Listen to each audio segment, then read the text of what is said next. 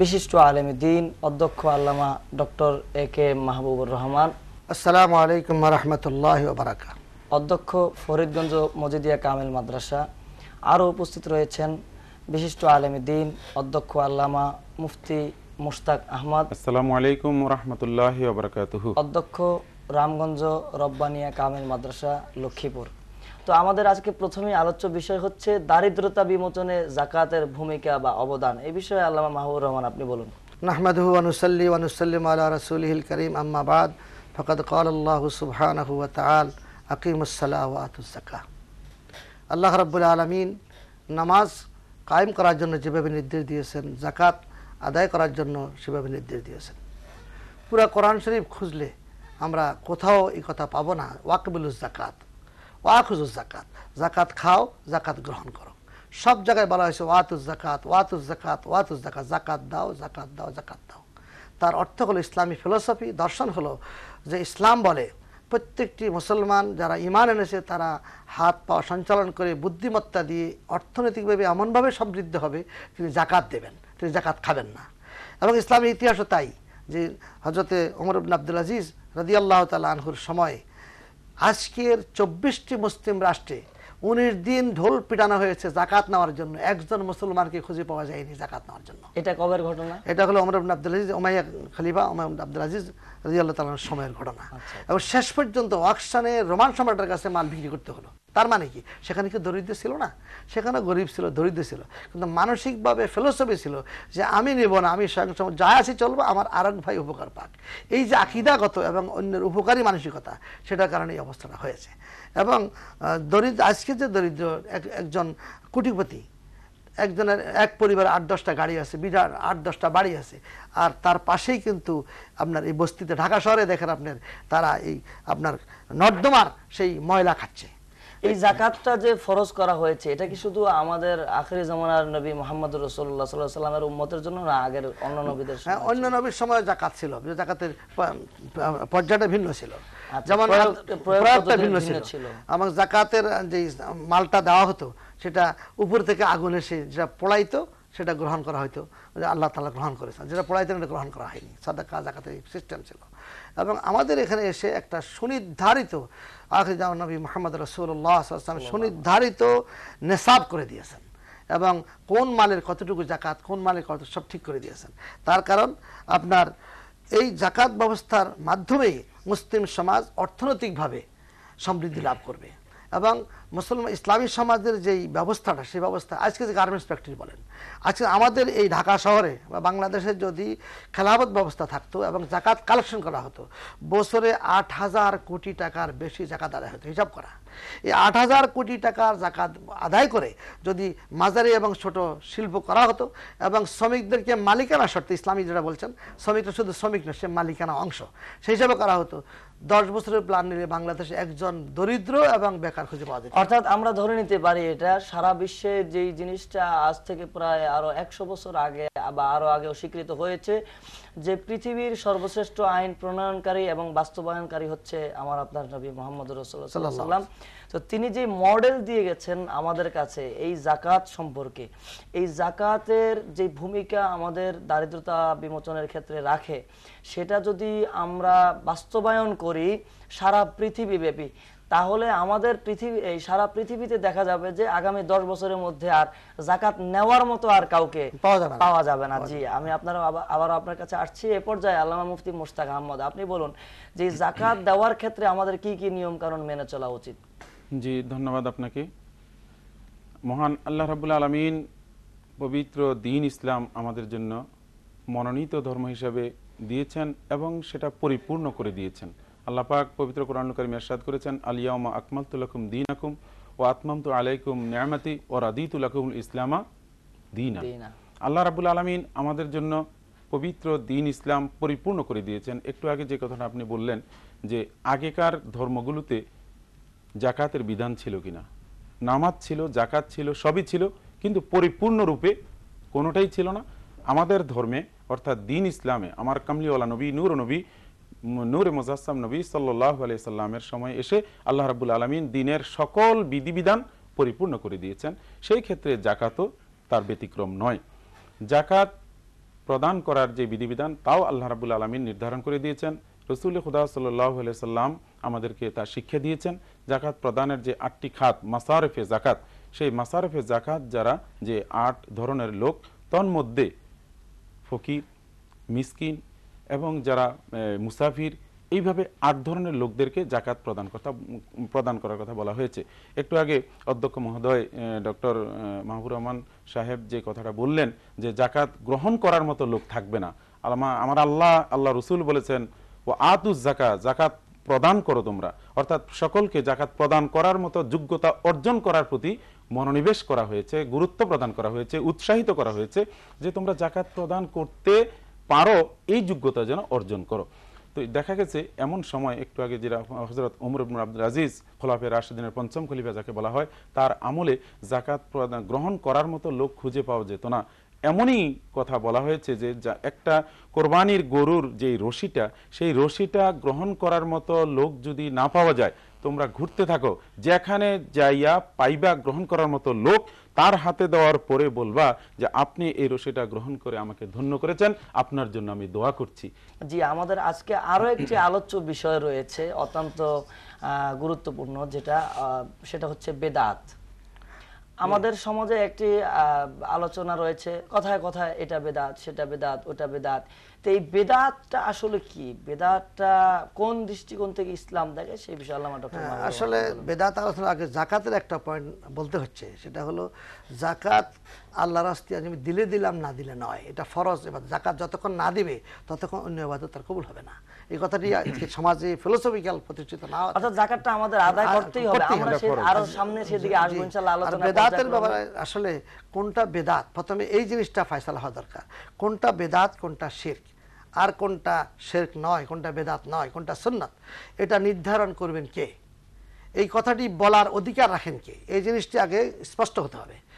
আমরা আদাবুল মুফতি যদি পড়ি, আমরা যে উসুলে ফিকহ যদি পড়ি, সেখানে আমরা দেখতে পাই যে যিনি বেদাত মুখ দিয়ে উচ্চারণ করবেন তাকে কোরআনে কারীমের 21টি ইলম লাগবে, হাদিস শরীফের 24টি ইলম লাগবে, ফিকহর 48টি ইলম লাগবে, তারপর আল্লামা জালালুদ্দিন মিল্লাদুন্না ইলমা, ইলমে লাদুন্নির অধিকারী হতে হবে।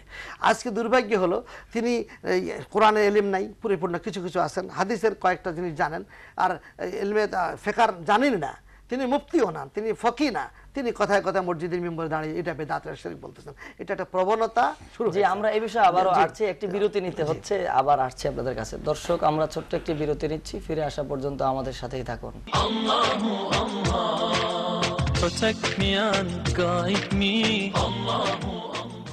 এই গরমে হিট স্ট্রোকের ঝুঁকি কমাতে ইফতার ও সাহরিতে পান করুন রুহ আফজা।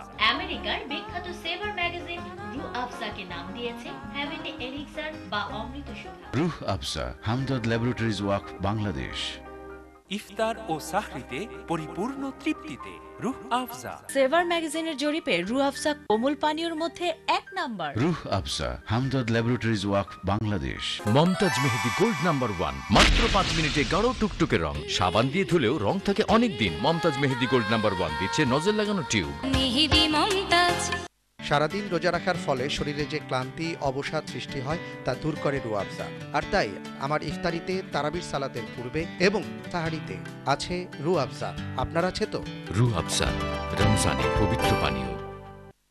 এই গরমে হিট স্ট্রোকের ঝুঁকি কমাতে ইফতার ও সাহরিতে পান করুন রুহ আফজা। আমেরিকার বিখ্যাত সেভার ম্যাগাজিন রুহ আফজাকে নাম দিয়েছে হেভেনলি এলিক্সার বা অমৃত সুধা। রুহ আফজা, হামদর্দ ল্যাবরেটরিজ ওয়াকফ, বাংলাদেশ। ইফতার ও সাহরিতে পরিপূর্ণ তৃপ্তিতে রুহ আফজা। রুহ আফজা কোলাডা। উপাদান: রুহ আফজা 3 টেবিল চামচ, pineapple juice 2 glass, fresh cream 2 table চামচ, কোকোনাট মিল্ক 150 মিলি, বরফ কুচি পরিমাণ মতো, পাইনাপেল স্লাইস সাজানোর জন্য। প্রস্তুত প্রণালী: কোকোনাট মিল্ক, পাইনাপেল জুস, রুহ আফজা, ফ্রেশ ক্রিম ভালোভাবে ব্লেন্ড করুন, বরফ কুচি মিশিয়ে পাইনাপেল স্লাইস দিয়ে সাজিয়ে পরিবেশন করুন রুহ আফজা কোলাডা। হামদর্দ ল্যাবরেটরিজ ওয়াকফ, বাংলাদেশ। স্বাস্থ্য, শিক্ষা ও মানব সেবায় নিবেদিত অনন্য প্রতিষ্ঠান। এই প্রথম মমতাজ গোল্ড নাম্বার 1 মেহেদি পাওয়া যাচ্ছে আকর্ষণীয় ফয়েল প্যাকে, যা মেহেদির মান রাখবে অটুট আর উন্নত নজল দেবে সুন্দর ডিজাইনের নিশ্চয়তা। মমতাজ গোল্ড নাম্বার 1 মেহেদি সবার প্রথম পছন্দ।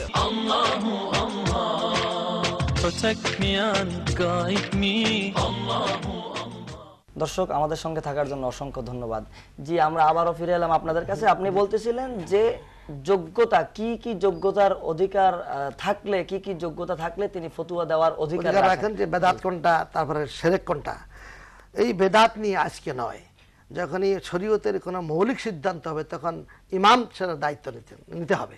যেমন হযরত ইমাম শাফি রহমতুল্লাহ আলাইহির সময়, খলিফা হারুন রশিদের সময় এই বেদাত নিয়ে নানান প্রশ্ন উঠেছে। প্রায় 1200 আলেমের সম্মেলন করে 3 দিন পর্যন্ত সম্মেলন হওয়ার পরে সবাই বললেন যে ইমাম শাফি রহমতুল্লাহ আলাইহি যা রায় দিবেন সেটা আমরা সারা দুনিয়া মেনে নেব। তখন তিনি রায় দিলেন বেদাত বলতে মা ইউখালিফু বিল কোরআনে আবিস সুন্নাতে আবিল আসার আল ইজমা ফাহুয়া বেদাতুম মাজমুম ওয়া মা লা ইউখালিফু লাইসা মাজমুম। বেদাত হলো কোরআনের খেলাফ কিনা, হাদিসের খেলাফ কিনা, ইজমার খেলাফ কিনা, আসার সাহাবে কেরামের আমলের খেলাফ কিনা, এগুলো বেদাত। এখন আমরা আমাদের সমাজে যেগুলি বেদাত আজকে বলা হচ্ছে, যে সমস্ত বেদাতগুলো নিয়ে আসা হচ্ছে, যেগুলো হাজার হাজার বছর থেকে ওলামা একরাম করছেন, মকবুল আলেমরা করছেন, ফকির, এগুলি বেদাত বলা হচ্ছে। এটা হলো ফেকেজ ওয়ার্ক। এই জন্য বেদাত বলতে কোরআন শরীফে কিন্তু বেদাত 3 জায়গাতে আসছে, বেদাত শব্দটি, সেখানে নবউদ্ভাবিত জিনিস যার কোনো উসুল নাই।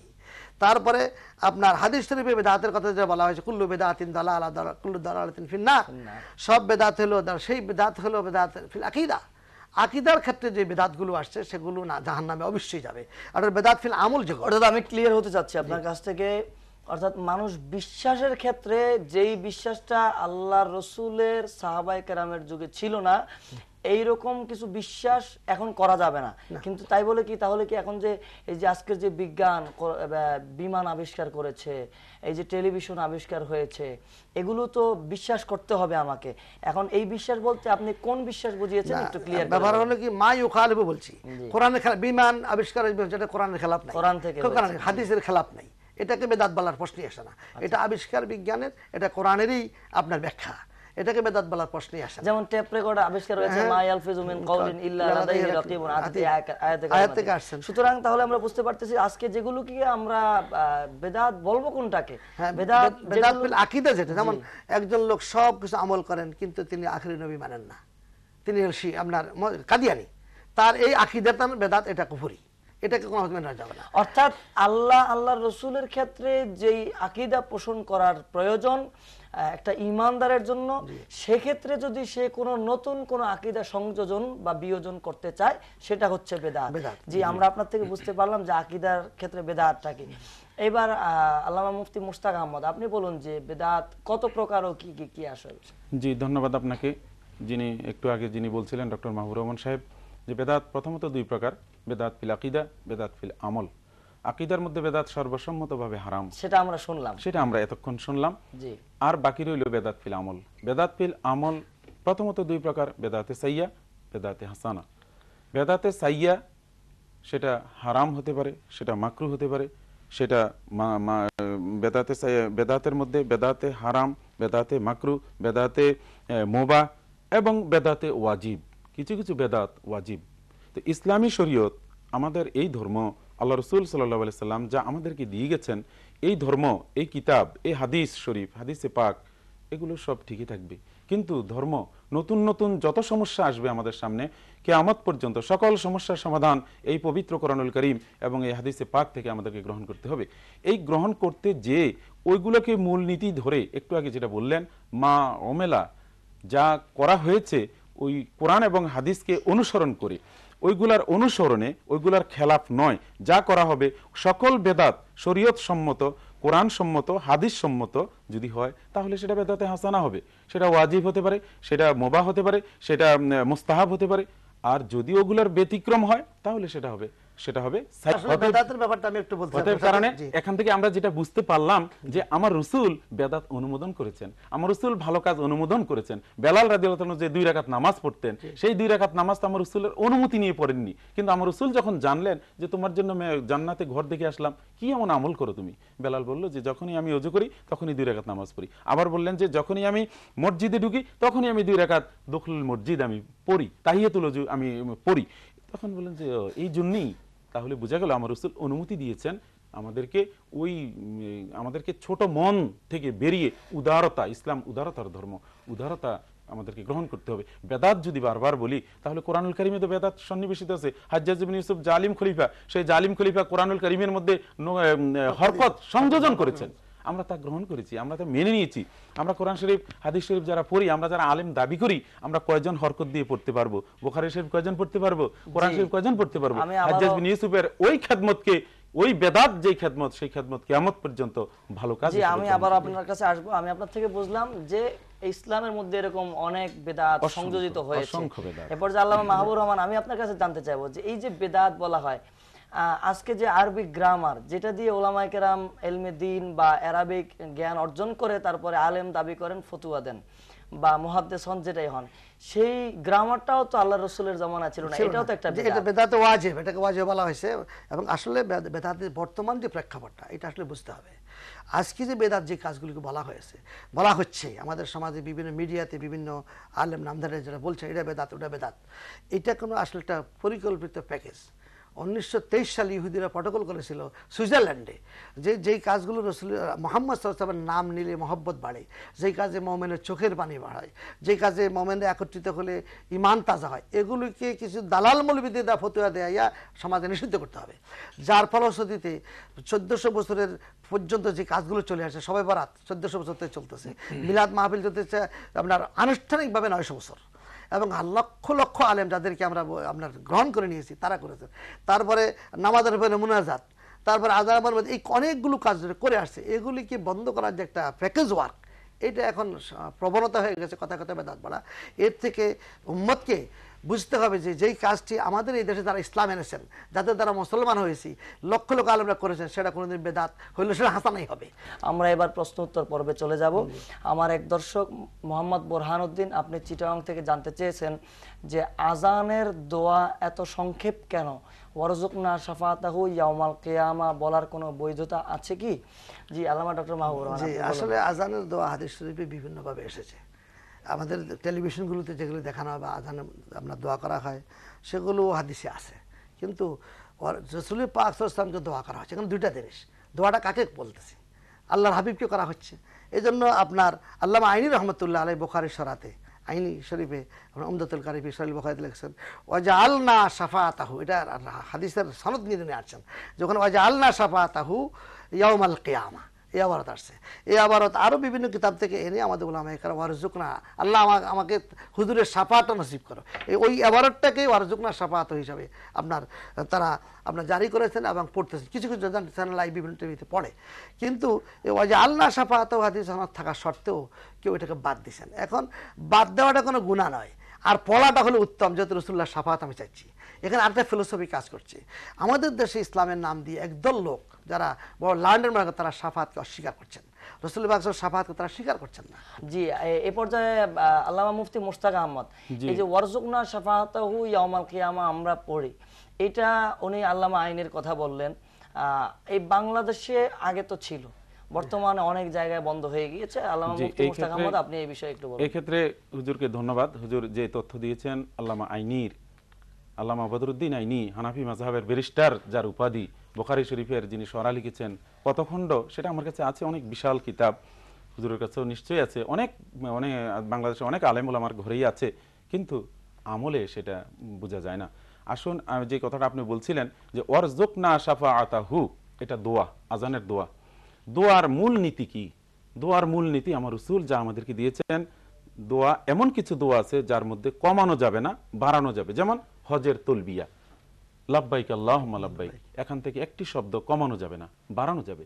তাহলে আজানের দোয়ার মধ্যে ওয়ারজুকনা শাফাআতাহু বৃদ্ধি হইছে, এটা যে ভাই বলবেন সেই ভাইয়ের কাছে আমার সবিনয় প্রশ্ন, আপনি যে রওয়ায়াত দিয়ে বলতেছেন যে ওয়ারজুকনা শাফাআতাহু বৃদ্ধি হয়েছে, তাহলে অদ-দারাজাতার রাফিআ, এটাও তো বৃদ্ধি। এই বৃদ্ধিটা আপনি মেনে নিচ্ছেন, ওয়ারজুকনা শাফাআতাহু মেনে নিচ্ছেন না। আর ওয়ারজুকনা শাফাআতাহু হযরত আব্দুল্লাহ ইবনে আব্বাস রাদিয়াল্লাহু তাআলা আনহুর riwayat, যেটা আইনি শরীফের মধ্যে ইমাম বুখারী এনেছেন, সেটা ওখানে আছে। আপনি দেখুন রাহে নাজাত, ছোট্ট একটা উর্দু কিতাব আমার কাছে আছে, হুজুরের কাছে নিশ্চয়ই আছে কিতাবখানা, অনেকের ঘরে ঘরে বহুল পঠিত। ওই রাহে নাজাতের মধ্যে আজানের দোয়াটা যেভাবে শিক্ষা দেওয়া হয়েছে আজ থেকে 100 বছর 200 বছর আগে, যে ওয়ারজুকনা শাফাআতাহু ইয়াউমাল কিয়ামা, আমার কামলিওয়ালা নবীর শাফাআতে কুবরা, যেটা হাসরের মাঠে, সেটা শুধু ইমানদার মুসলমানের জন্য নয়, সেটা মুসলমান, ইহুদি, খ্রিস্টান, বৌদ্ধ, যারা আল্লাহকে মানে, যারা আল্লাহকে মানে না, গোটা হাসরবাসীর জন্য আমার রাসূলের শাফাআত প্রয়োজন হবে। এই প্রসঙ্গে একটি কথা বলতেই হচ্ছে, আমার যদি অসুখ হয়, আমি দোয়া করি হাত উঠে, আমার স্ত্রী অসুস্থ, আমি চোখের পানি ছাড়ি, আমার সন্তানটি হাসপাতালে, তার জন্য দোয়া করি, কিন্তু আমার রাসূল সাল্লাল্লাহু আলাইহি ওয়াসাল্লাম নূরে মুজাসসামকে দোয়া করতেছি আযানের পরে। এখানে হাত উঠে হলো আদব, আদাব দোয়া ইয়ারফা ইয়াদাই, সব কিতাবে আদব হলো হাত উঠে দোয়া করা। হাত না উঠালে গুনাহ হবে আমরা বলছি না, কিন্তু আল্লাহ রাসূলকে দোয়া করতেছি। এই দোয়াটা কার জন্য? আল্লাহ রাসূলকে। তাহলে আমি এখানে যদি হাতটা উঠাই, তা আদব হলো আমার যে মনের আকুতিটা রাসূলের দোয়ার সাথে থাকলো, এতে অসুবিধাটা কোথায়? যারা বলেন যে হাত উঠানোই যাবে না, নিষেধ কোথায় আছে? নিষেধ কোথাও আমরা পাই না, কিন্তু আমরা যদি উঠাই তাহলে আদবটা রাখা হয়। আমার নিজের জন্য হাত উঠাতে পারে, আল্লাহ রাসূলের জন্য হাত উঠাবে না কেন? আর তাছাড়া এই ব্যাপারে দোয়ার আদবের ব্যাপারে হুজুর একটা কথা শুনে, ইমাম নববীর কিতাবুল আসকার, তারপরে ইমাম গজ্জালী রাদিয়াল্লাহু তাআলা আনহুর যে ইহইয়াউল উলুম ফিদ দ্বীন, ইমাম গজ্জালী ওখানে লিখেছেন ইহইয়াউল উলুম ফিদ দ্বীনের মধ্যে 10টা আদব দোয়ার। ওই 10টা আদবের মধ্যে হাত উত্তোলন করা তিনি লিখেছেন, এবং ইমাম গজ্জালীর ওই কিতাব থেকে নকল করে ইমাম নববী কিতাবুল আসকারের মধ্যে বিস্তারিত উল্লেখ করেছেন। যে আপনাদের উভয়কে আজকে স্টুডিওতে সময় দেওয়ার জন্য অসংখ্য ধন্যবাদ। আমাদের শেষ কথা, হুব্বুর রাসূল মিনাল ঈমান, আমার রাসূলের মহব্বতই হলো ঈমান। ঈমান। জি দর্শক, আপনারা দেখলেন আমাদের আলোচক বৃন্দ আপনাদেরকে কোরআন হাদিস ইজমা কিয়াসের ভিতর থেকে অত্যন্ত গুরুত্বপূর্ণ আজকের বিষয়ের উপরে আলোচনা করলেন। আমরা অনুষ্ঠানের একেবারে শেষ পর্যায়ে চলে এসেছি। যাওয়ার আগে জানিয়ে দিচ্ছি আমাদের কাছে প্রশ্ন পাঠানোর নিয়মাবলী। আপনি আমাদের কাছে প্রশ্ন পাঠাতে আপনার মোবাইলের মেসেজ অপশনে গিয়ে টাইপ করুন MPO, একটি স্পেস দিয়ে টাইপ করুন আপনার প্রশ্ন, আরেকটি স্পেস দিয়ে আপনার নাম লিখে সেন্ড করুন 6969 নাম্বারে।